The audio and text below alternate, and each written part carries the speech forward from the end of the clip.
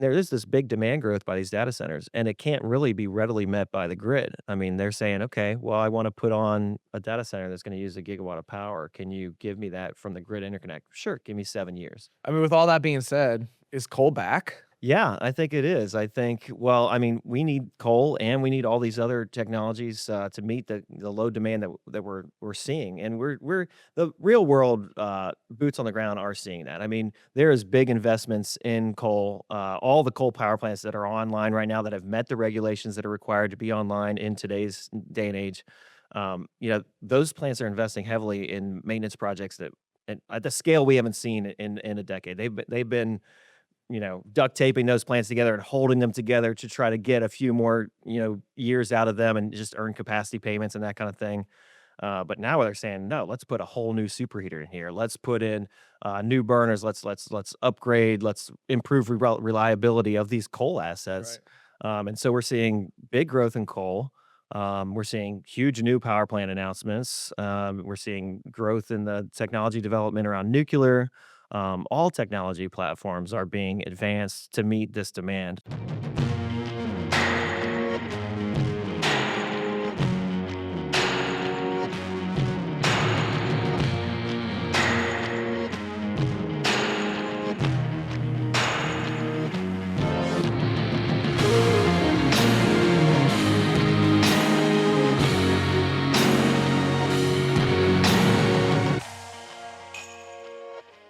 Welcome to Building Smarter Projects, a podcast dedicated to the ever changing world of construction and technology. I'm your host today, Brad Birck, and I'm excited to be joined by Nathan Hyrne. Welcome, Nathan. Hey, thanks for having me. Absolutely. So, why don't you give a little background? Like, who are you? What do you do?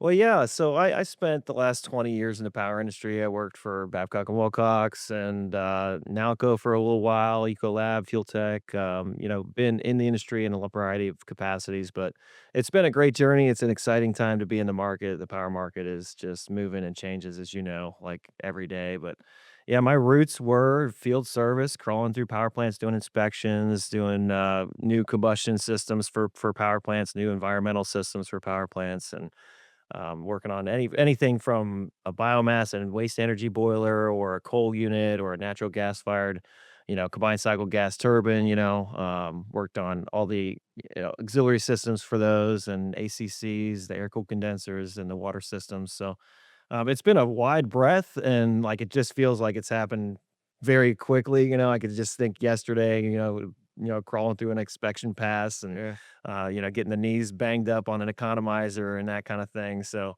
I love being in the field. I would have stayed a field engineer and a commissioning engineer, throughout my whole career. But you got to have a family and, and a personal life, so you can't spend like years at power plants. But it's been fun, and that's kind of the journey I've been on. Very good. So, what are you doing here at Enerfab? So now I'm at Enerfab. We are looking at the power market, and I couldn't be more excited to come on board because I think it's the perfect time to be in new generation in power because we're about to see the biggest build out in power that we've seen in 20 It's a years. great time to be empowered. Yes, it's a great time to be in power. So a lot of new builds going on, which are exciting, as you know, like those bigger contracts, those bigger plants that we're working on. It's the scale of it is enormous. That's the thing to wrap your head around is you know, we haven't seen a new build power like this in over a decade. And so that's the exciting part. When I know you cut your teeth in coal-fired power, you've played around in gas, you've messed around with hydrogen, you've seen the different markets with, renewables and credits and different things go up and down. What's driving the power right now? Where are we seeing the growth? Well, like I said, I think I mean, factually, from 2003 to 2023 was just nothing. Load growth was just flatlines. Right. So, they saw, with regulations and everything, over 150 gigawatts of coal being retired over the past 10 years. Yeah. And that, has been supplemented with solar and natural gas just based on subsidies and what's going on in the market. Right. And so you've seen some interesting plays, like you said, hydrogen and carbon capture even, and where that was like, wow, that's going to cost a fortune. But with subsidies and incentives and the way it was packaged and the way the market was driving was like, no, we will pay more for power and we'll offer subsidies for these next gen technologies for clean energy. And suddenly you see some projects popping up where it's like, okay, that does make sense. And man, hydrogen costs 8 times what natural gas costs, but let's go ahead and burn it for power. Like that, that doesn't make sense. But it made sense under the I guess what was going on with the policies and in the US especially, and Europe, to be honest with you. I mean, there's probably some more waste energy over there than there was here in the US that took hold. So there's different policies that made the clean energy boom kind of be what it was. But we're seeing that kind of continue. I mean, there were subsidies for solar and natural and wind, and so that's going to continue happening over the next few years. And sure, put in as much solar as you possibly can. But we need load that will be on at night and when the wind's not blowing, and so they're either back it up with lots of batteries, or we need all these technologies to kind of deploy to make this happen. I mean, with all that being said, is coal back? Yeah, I think it is. I think, well, I mean, we need coal and we need all these other technologies to meet the load demand that we're seeing, and we're the real world boots on the ground are seeing that. I mean, there is big investments in coal. All the coal power plants that are online right now that have met the regulations that are required to be online in today's day and age. Those plants are investing heavily in maintenance projects that at the scale we haven't seen in a decade. They've been duct taping those plants together and holding them together to try to get a few more, years out of them and just earn capacity payments and that kind of thing. But now they're saying, no, let's put a whole new superheater in here. Let's put in new burners. Let's upgrade. Let's improve reliability of these coal assets. Right. And so we're seeing big growth in coal. We're seeing huge new power plant announcements. We're seeing growth in the technology development around nuclear. All technology platforms are being advanced to meet this demand. Yeah, fuel cells, you saw like that's been a big behind the meter play. Rice projects, reciprocating internal combustion engine projects, just anything they can do to get power on the grid Sure. because, there is, I think, 153 gigawatts of new power announced and being, in well into the permitting process over the next 3 to 5 years. So, I mean, it's like you're going to build 40 gigawatts of power every single year for the next, you know, for the next, who knows, at least for the next 5 years, if not seven. Because they retired 150 gigawatts of coal. They replaced it with a lot of renewables. And now the demand all of a sudden is picking back up. Okay, now we need 22 gigawatts of power every year, new beyond what we needed just to be reliable. And, we were already having brownouts and issues with the grid. So it's a wild market to be needing this much power, to seeing new build and seeing the investment back in the coal plants as well. Well, and to your point, they need that baseload power because the demand in the market right now is for 24/7, right? It's most of this is being driven by this data center growth, Mhm. and those customers expect, power 24/7. Yeah. And so, we all know that, wind and solar has to be a part of the mix. Mhm. However, it's not reliable for 27 by 24 power at all times for that mission critical world. I do think it's fascinating as we, being a large maintenance contractor, in the power plants, major, number one employer of bowl makers in the country. We do a lot of that work day in and day out and have for, 30, 35 years. We never ran from it. We stayed close to it. And it's just amazing to see how it's coming back. I mean, to your point, there were plants that were happy or fine, I guess, okay with emergency outages fairly regularly. Yeah. Um, just to manage that boiler because they weren't putting the new capital investment in. And to your point, now we're seeing those same plants get $100 million worth of new investment, new tubes, new things, because now they need to be reliable for these end customers, these Yeah. industrial users in these data centers. For the grid. Yeah, you're absolutely right. I mean, it's no longer acceptable to take an emergency outage, but in the past it was. They're like, Right. It's okay. We're only making $45 a megawatt hour, and we're barely just keeping the lights on in here, and we're just skating by." Now, like there was surges in power prices this past year. You can make $1,000 in 1 hour per megawatt, and these guys are making 1,000 megawatts an hour. So Wow. if you miss a day or two during those peak periods, that really messes up your year and your profitability as a power plant. So the power industry, wasn't making enough money to really, I think, get to that point. But with the demand growth and the reliability issues, the ISOs themselves, the people that manage the grid, are seeing, we need these baseload units. We need people that are going to be reliable. When I tell them to come on, they come on. And yeah, for, from, 8 a.m. to, 7 p.m., we'll have renewables surge onto the grid. And then we need a bunch of baseload to come pick it up right as they're coming offline, and that's what's happening. You're seeing that in the grid now. So these plants have to be able to come on, and when they do come on, they're getting paid for it. So that now these plants are profitable, whereas they were kind of running out because they had to, comply with a lot of regulations and get in a lot of situations where they were, you know, it was lean. To make power had to be almost at $60 a megawatt for them to make a business case out of it. So, the market itself and the drivers of how these plants operate has changed now that the load growth is what it is, and the demand, like you said, for reliability, because the data center needs, 99.99, like, they want that power all the time. Right. So, that's an interesting play. I think we've got, there's more there.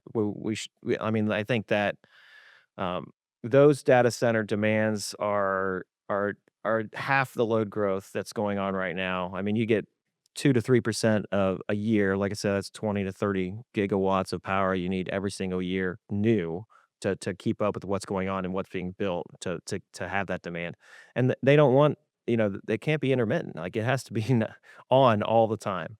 And so that's been an interesting play for how we build the power around that infrastructure, and it can't be done as fast as these plants are being built, so Right. there's this gap of power, so that's an interesting part of the market right And now. because of that gap, is that why we're seeing this resurgence in coal work? Yeah, yeah, because that's gonna be the stopgap in the middle, because you can't build a new power plant at the scale that's needed. You can't build 20 gigawatts of power. I mean, you think a normal large power plant is a gigawatt, so, and that plant takes 800 plus people to build over 3 years' time, and, it's an investment, and to get the equipment on site that you would need to build that power plant takes another 3 years, and then permitting. So, those new plants, for each gigawatt of that, it's gonna take years for those to come online. So, if you're asking for 20 new gigawatts every single year, it's gonna take us some time. So, there is power being announced. I mean, they have 153 gigawatts of power planned, and over the next 5 years, we'll get that online.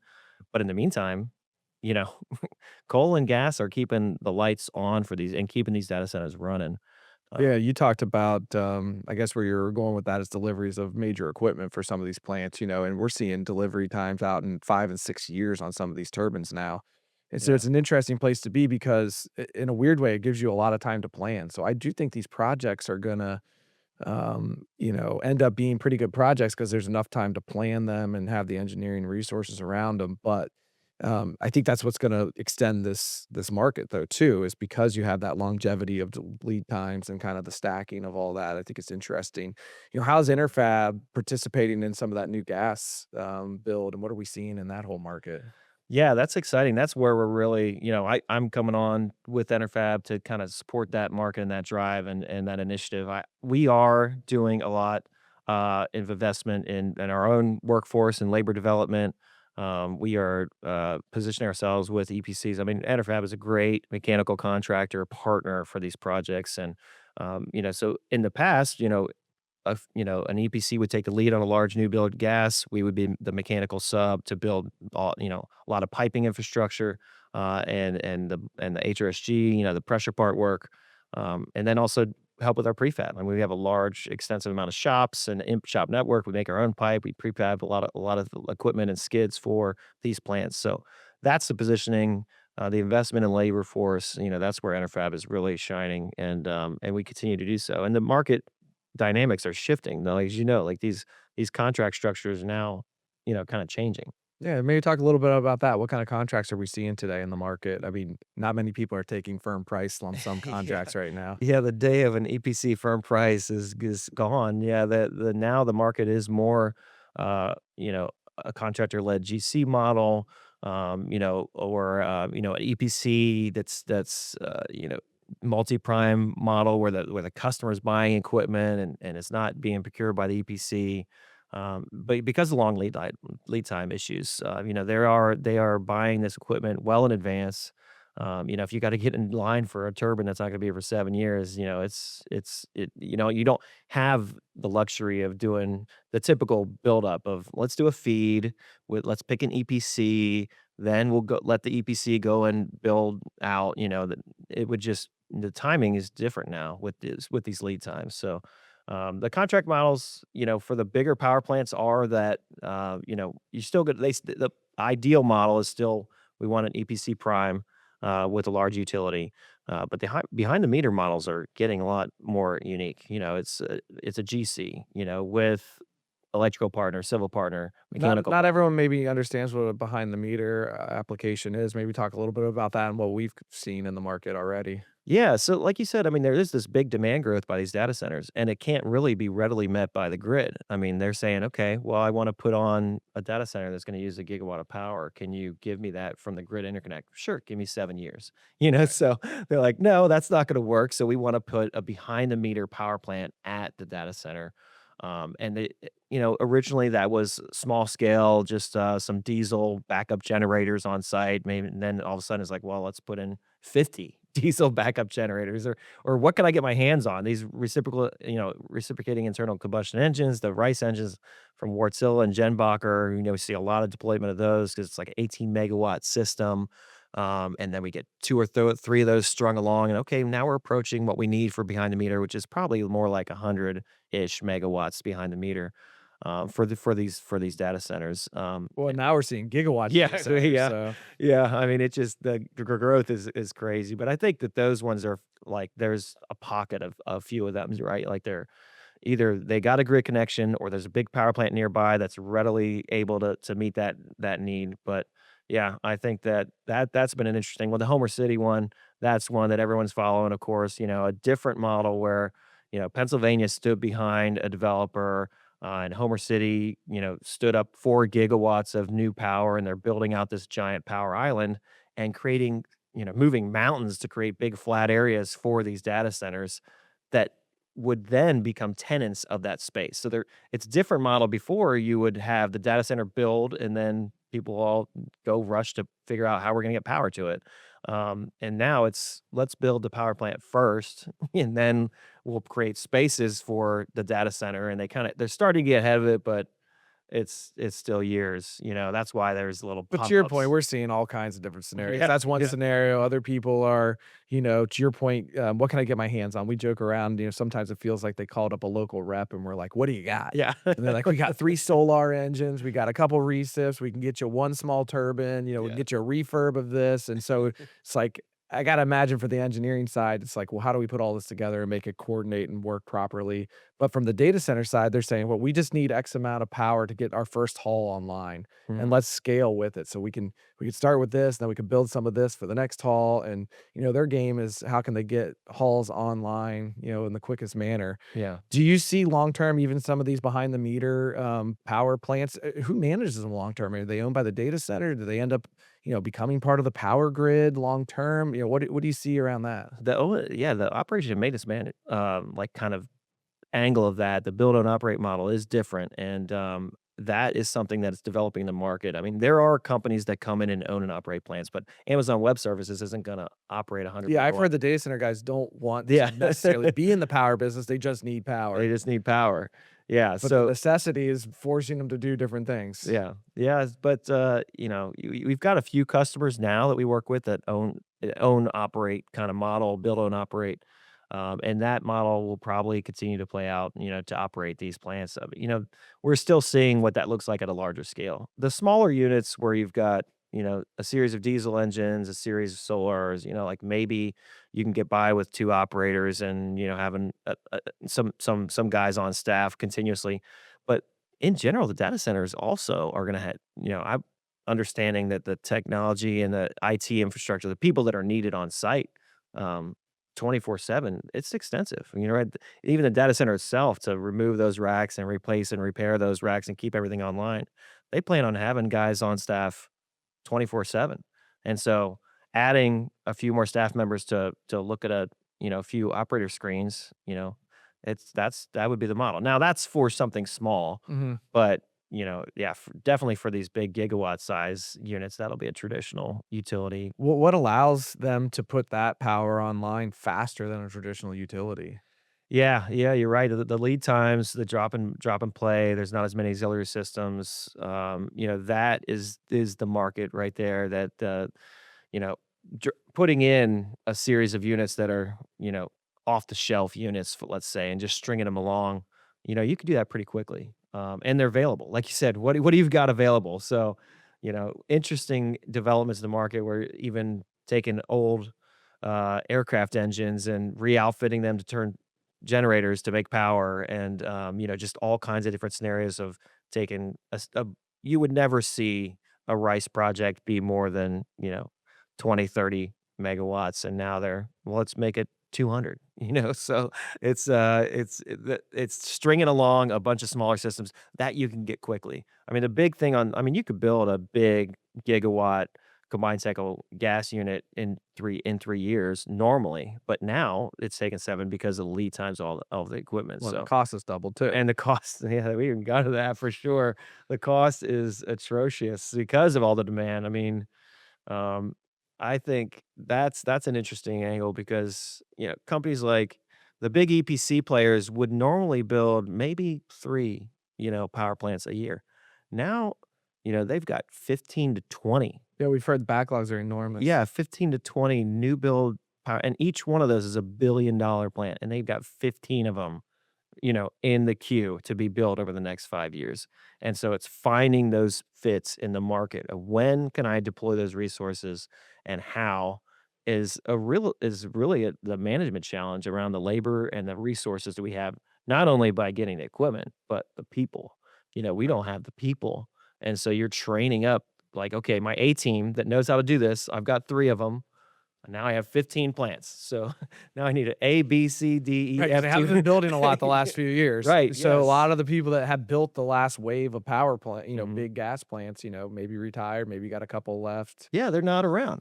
Yeah, so you're scrambling into like, okay, let me get this guy. I'll pair him up with some younger, like talented person who's a great project manager, maybe in the infrastructure group or somewhere else, Right. and I'll bring them back in, train up that team, and they have to talk to their customers, and we have to talk to our customers, say, you know, our best team for this project is gonna be this group, and we wanna put that team on this next project. So instead of, I mean, we gotta, you gotta work with the industry. I mean, there isn't resources to do all this at the same time. Right. You're gonna need to start in February, and I need this other one to not start till September. And having those real conversations with owners to say, there's real restrictions in the market, and we're hiring and bringing on, and Enerfab is investing, in the labor market, like we talked about. I think that's something that we do a really good job, working with the associations and talk and the MCA.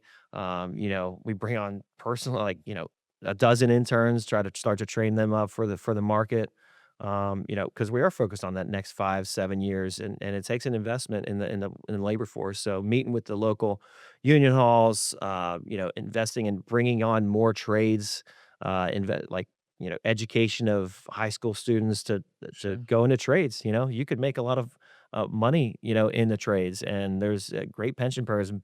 Enerfab has invested millions in the pension programs, for these local union associations. This is great benefits for these systems, and Sure. these guys can write their ticket right now. I mean, they are, um, you know, sites are paying per diem. They're paying double time for all overtime. I mean, there's this labor restriction. There's a reduction in force. There's too many jobs out there and not enough people that really know how to do them well, and so they'll pay a premium if you're really good at what you do in pipe fitting and boilermaker and welding, and electrical work. You can go make a better living than, probably some of the engineers. They're doing pretty well Well, out there. I was at a show for the data center market. I think it was Jensen Wang from NVIDIA had said the next wave of millionaires in the United States is the craft worker. It's the Yeah. pipe fitter, it's the electrician, it's the boilermaker.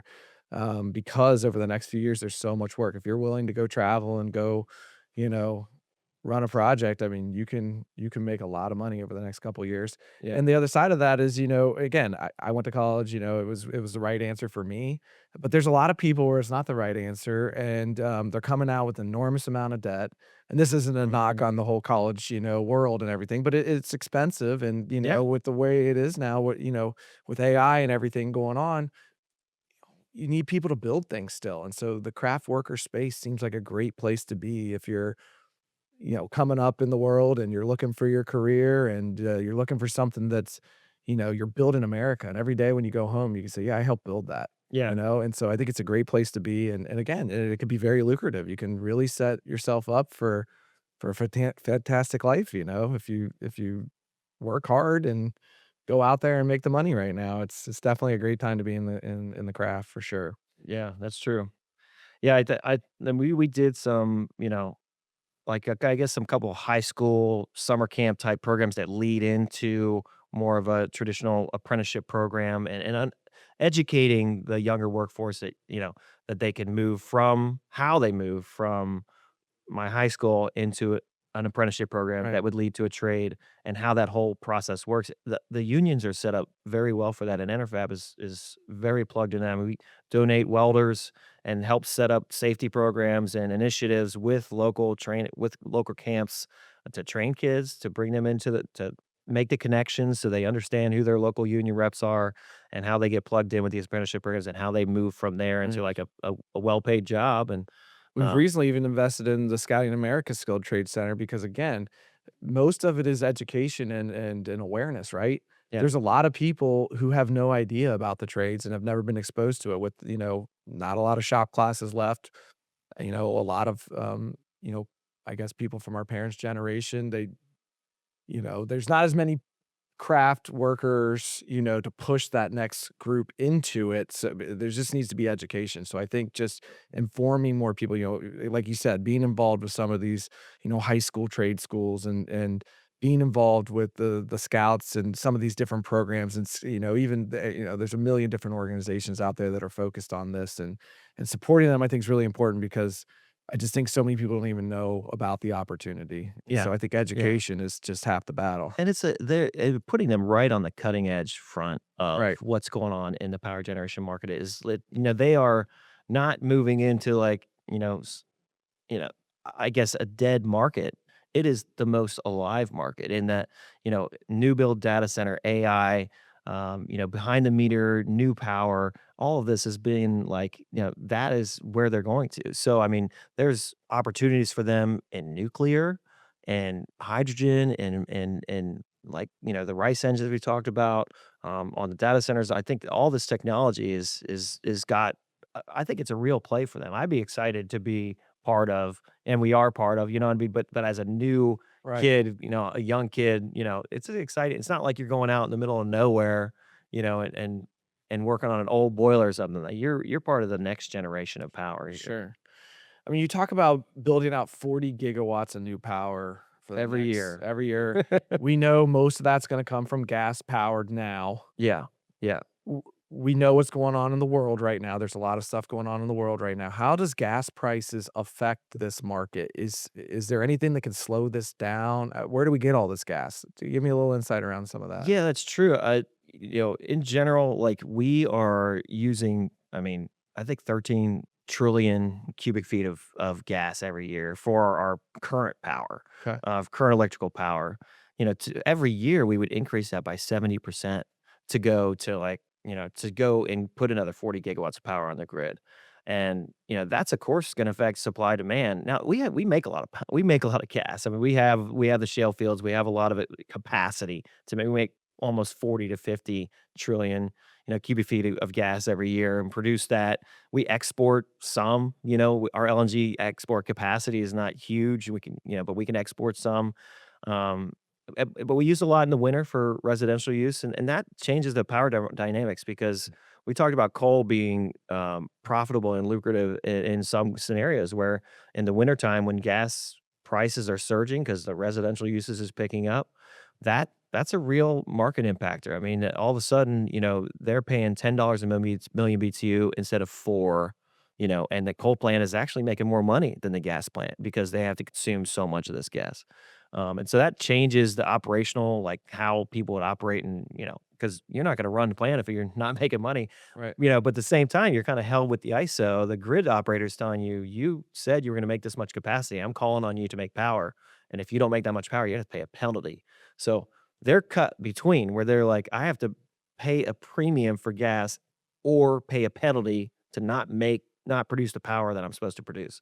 And so that it's to have if I'm an owner, and I've worked with a lot of owners in power, they're gonna put both assets on the field where they have, okay, I'll crank up the coal unit over here. I'll co-locate a combined cycle unit there. When gas is cheap, I'm gonna jack up the power on the gas plant. When gas is expensive, I'm gonna operate my coal plant. So that's a smart operator. That's one who's gonna be surviving in the long term, especially the past 5, 10 years, because last year they made more money at coal plants than they did in gas plants because gas prices surged and power prices surged, and the coal operators sat were looking pretty good. Um, Yeah, anyone that but took economics 101 understands supply and demand, yeah, and if you're gonna be using a ton more demand, that supply the price is gonna have to move with that. yeah. So is that the path towards nuclear? I mean, where does nuclear fit in all this? Yeah, I'm a big, proponent. I think, we did a big build out of nuclear back in the '70s. We haven't seen new nuclear other than the Vogel plant, really over the past few years. And it's costs a lot, but like you said, the O&M cost is lower. My fuel cost is now, not happen, not a fraction of what it was. But they need the fuel, so they are starting with, the new fuel reactors and getting the fuel, getting, The enrichment the enrichment process. process going. They're investing in enrichment sites right now, and they're looking at new reactor technology. You've heard about SMRs, which is small modular reactors. That's exciting.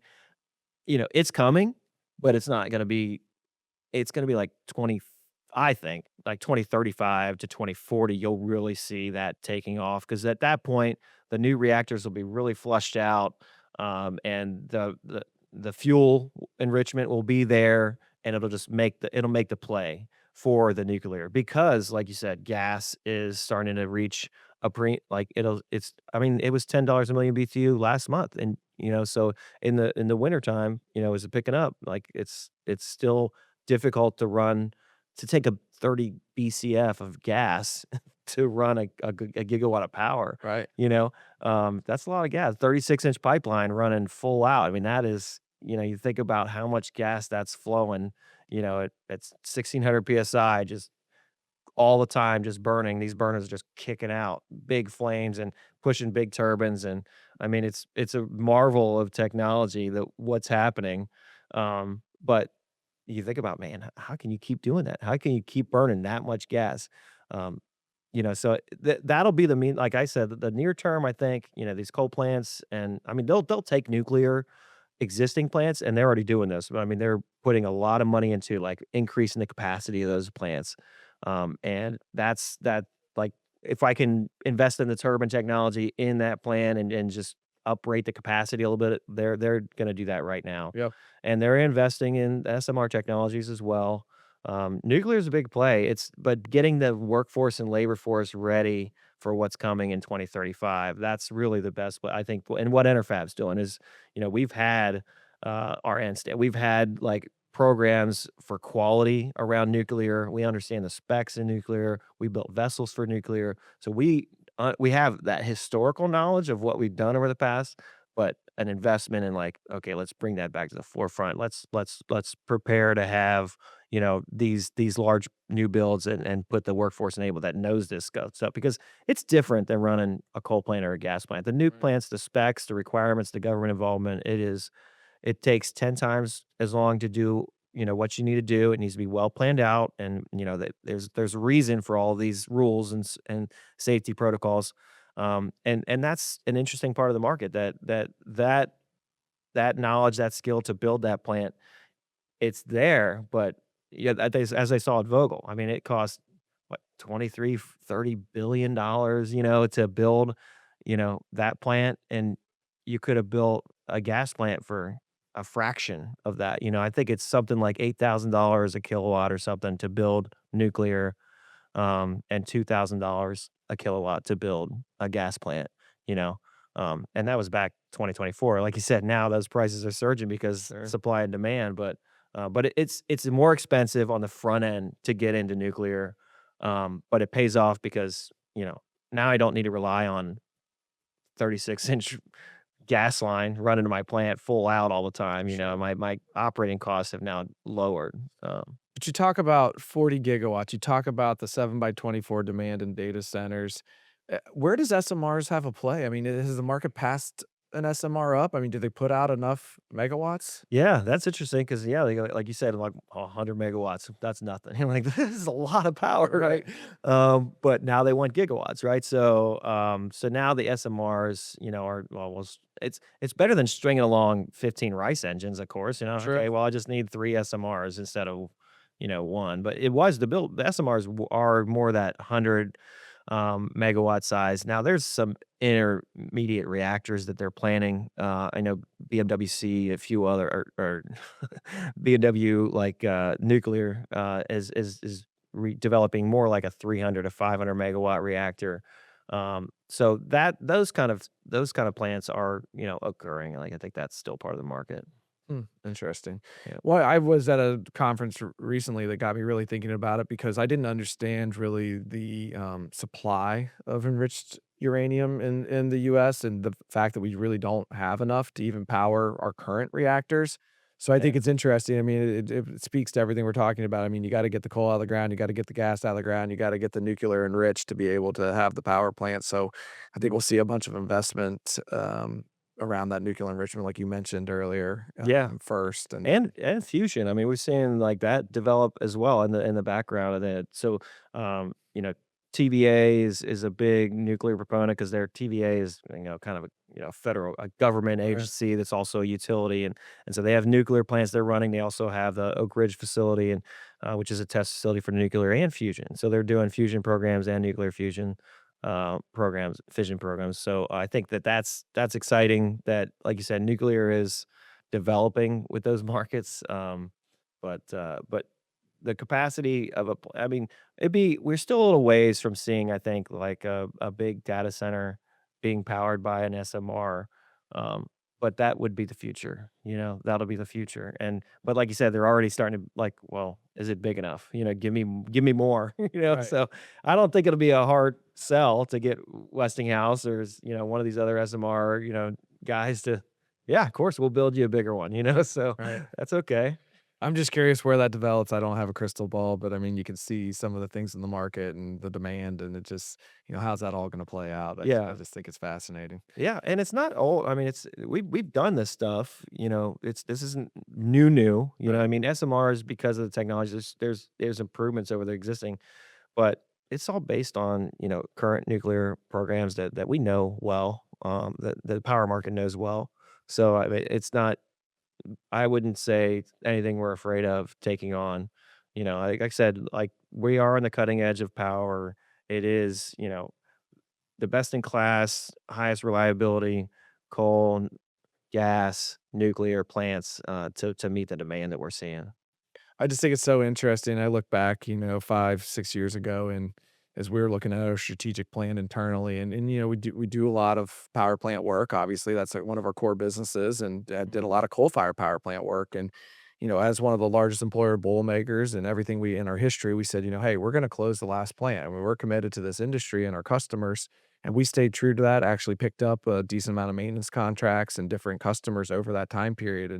And now we look really smart, like, it's coming back really hard, Yeah. but, it's just interesting to see how in just a short period of time, that can change so dramatically from, "Hey, we're gonna shut this place down in a week, a year, whatever," Mhm. and I think about that too, the challenges for those operators that were, I'm sure they're excited to keep the plant open, but the challenges that come along with, "Hey, we're shutting you down," to, "We need you full bore." Yeah. How that changes how they manage and the staff they have and the equipment and all that kind of stuff. So a lot of opportunity for us right now, obviously, a lot of really good True. maintenance work. We're doing a lot of coal to gas conversions right now. So working closely with, Babcock Power and and doing those type of things on some of these older units. Where do you see that coal to gas conversion market? Is it still gonna be strong? Is it Yeah, yeah, you would think, okay, well, we just talked about coal being, maybe, a more profitable business than converting to gas, but some of these plants still need to convert to gas because they didn't invest in some of the regulations that are staying, so there are government regulations around these plants that are gonna drive them to ar convert. They have to convert. around clean air is what you're suggesting? Yeah, like, so the CCR rules, the coal ash residuals and the ELG rules, those are rules that have not gone anywhere. I mean, yeah, they repealed MATS and the GHG regulations, that was driving a lot of plants to, really be scared about operating or not operating. Those look like they're giving up a little bit, or letting up a little bit, but those plants that have not done anything with dry bottom ash conversions or anything like that, they're you're gonna have to, convert to gas, and run on gas, so, and some of them, just their economics of where that fuel is located, where it's coming from, it makes sense for them they got their access to a cheap gas pipeline.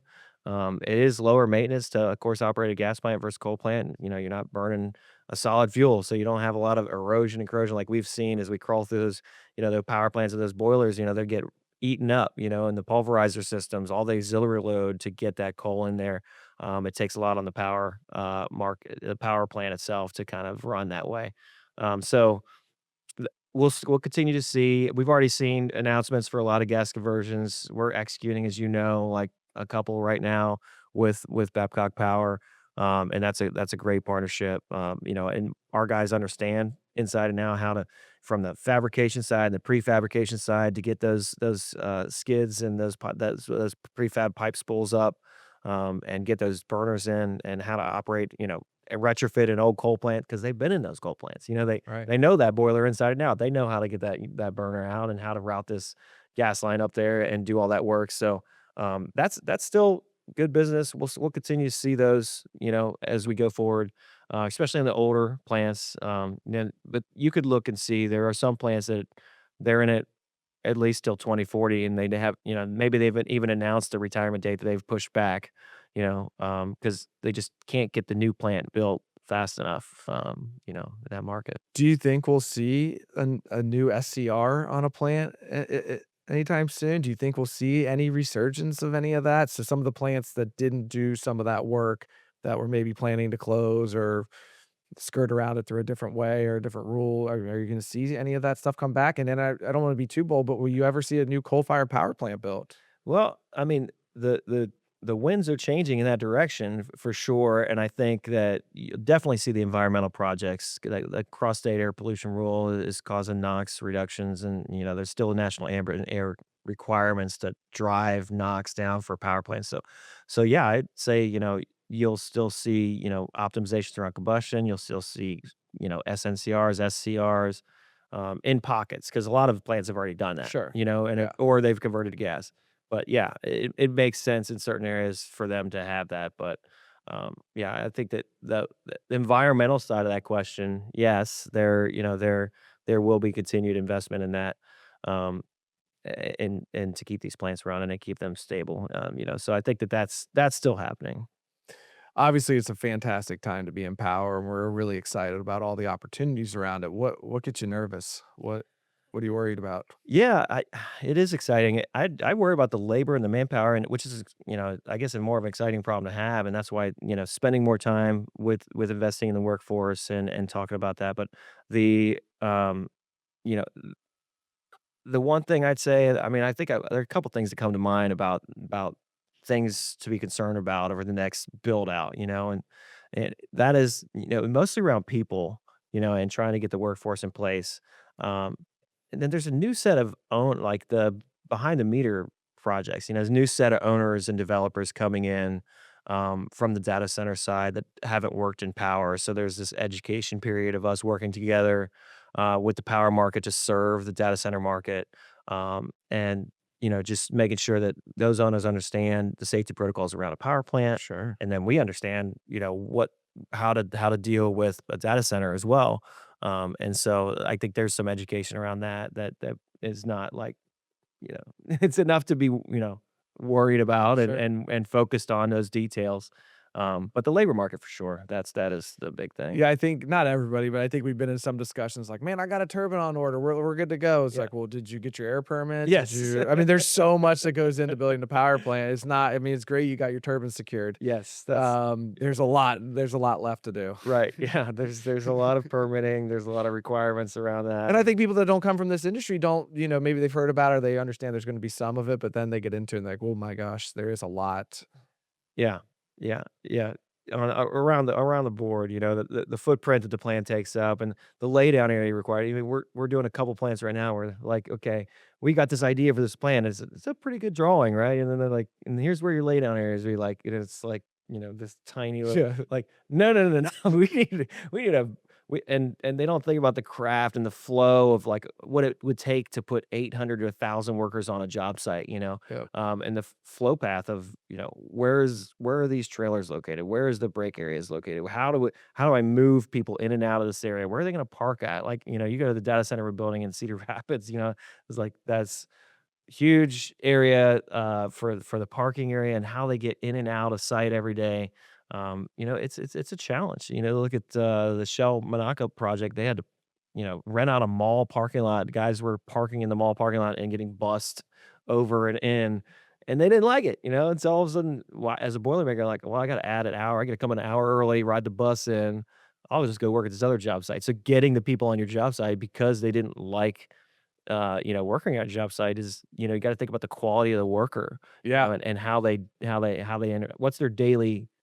what's their day looks like. Well, I think that's a real silver lining coming out of this busy market. For so long, the craft worker, I don't think was, looked at the way we certainly look at them. I Mhm. mean, it's like, well, hey, there's a portalet over across the way. Good luck. Hey, walk a mile to the job site. I mean, now people are Yeah. caring about conditions, which is amazing. I think that's such a positive to come out of this busy market is, we're seeing better bathroom facilities. We're seeing people put in permanent walkways versus gravel. We're seeing people move the parking areas closer and consider that. We're seeing people put in Wi-Fi earlier Yeah. because they want all these tools to work. And forever, it was like the last thing that went in was the internet. Yeah. It's like, but you want all these tools to work, you gotta put the internet in early, so I think that's a real silver lining coming out of this busy market is the focus on the craft worker and how do we make their experience, better on the daily job site because that's the commodity that people need. Yeah. They don't want them to leave and go down the street to the other job. You need them to stay and finish out your work, so,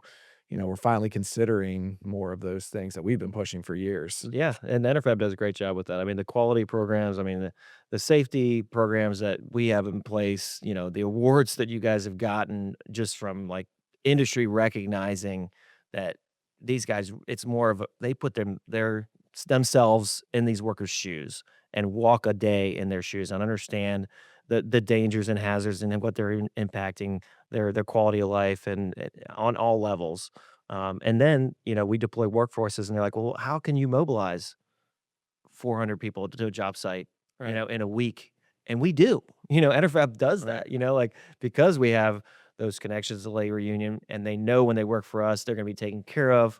I remember you coming to my office and saying, how Mary was down in the basement looking for somebody's job records so they could have their pension payments, and just digging around there for like an hour for one guy that was having trouble with a pension payment, and we take care of those guys, inside and out, like our concern for the craft, and we work hand in hand with the craft. That is a game changer with Enerfab, I think. Yeah, that's a good point. The amount of people that have been here for as long as they have and the dedication they have to those workers out in the field. Because it's easy to say, well, I'm in an office, 500 miles away from this person. I don't Right. know them, whatever. But I always find our staff to jump through hoops and do whatever it takes to make sure that those folks have what they need, that they're well educated, that they can get the benefits and the things they need. And I think we do a really good job working with those unions and making sure that what we could do is taken care of to make their job a little easier and to make sure they can come to work every day. Another thing that I'm pretty interested in that we've put some real thought into and time around, and it's kind of an interesting subject, but around it's EAP solutions, which is your employee assistance programs. And people talk about that a lot, but we've put a lot of time into that. I think you're going to see a rollout across our job sites, really trying to educate the craft workers more about some of those services that are available to them. Yeah. Um, because, these guys and gals, they're out there, they're doing hard work, they're away from home for a while. There's a lot of stresses. Mhm. I mean, even when you have a nice, maybe comfy office job and you're going home every day, there's so much stress in life that comes at all times, whether it be from children, marriage, neighbors, forces, external forces, war, I mean, so much stuff that's always just inundating you. And I think it's important to know that there's resources out there for people. And so we're going to do a lot up this coming year to educate more and say, hey, we have these resources available, use them. And that's not just, I mean, suicide is an enormous issue in our industry and something that needs a lot of attention. And so, and that's part of that services. But there's a lot of other things too that I think a lot of people could utilize. And there's financial planning services that we provide, if you need a little bit more help around that. There's marriage things. There's, I mean, there's just someone to talk to. Yeah. Sometimes you just need someone to talk to. You've been on the road for a couple of years. There's a lot of stress that comes around that. And so I think it's important that we continue to support that craft worker and make them aware of the tools that are out there. I mean, it's up to them to use them, obviously, but Yeah. education's, half the battle there. Yeah, I agree. Being a field engineer, spending time, commissioning power plants, for half a year in China, and then coming home for a weekend, then going right back out and going out and doing more commissioning, and it could be isolating and like lonely in that work environment. Even though you're working with a lot of people, you're isolated. You're not with, in your hometown. You're not with your friends. You're not coming home to a family. You're coming back to a hotel or some kind of living arrangement. Like it's different. Being traveling for these job sites and working remotely. So we're asking a lot of these guys, and especially putting younger workforces at play in there. They're talking to us, and we're understanding their needs in that marketplace, and that's huge. That we can not only deploy a large workforce there, but also care about them, take care of them, their well being across the board. And you guys have not only done workforce development, quality of life, all that stuff. There's go to we're at the site frequently, taking these guys out, taking care of them, and that's important, that these guys, they work hard for you, and they put in the hard work because they know that we appreciate it, and, and they're making a good rate. I mean, they are. I mean, it is like sometimes it's time and a half, 2 times, but that means you're putting in the overtime. Right. You're spending Even more yeah, stress, yeah, more you're work. spending like 70 hours a week on a job site. Like that'll take a drain on you, man. That's no that's no joke. I was in the military on a carrier, and like we would do hot rack times when we were, occasionally where you'd work 4-hour shift and you'd come back and some guy was in your rack and you pull him out and then you would get 4 hours of sleep and he'd go on the rack and then it's 24/7. I mean, didn't happen all the time. It was like when you were in an active, war zone, like in the Persian Gulf and that kind of thing. But that, you do that for 4 days and you're like a zombie walking around, Sure. so That catches up quick. yeah, so that's not cool. Well, I mean, I think it's an important topic and something to talk about. But at the end of the day, it's a great time to be a craft worker. It's a great time to be in the power market. It's a great time to be an industrial contractor. And then I think it's exciting to be part of building that next future Yeah. that we see right in front of us. So I appreciate the conversation today and look forward to more, but appreciate everyone tuning in. This is Building Smarter Projects.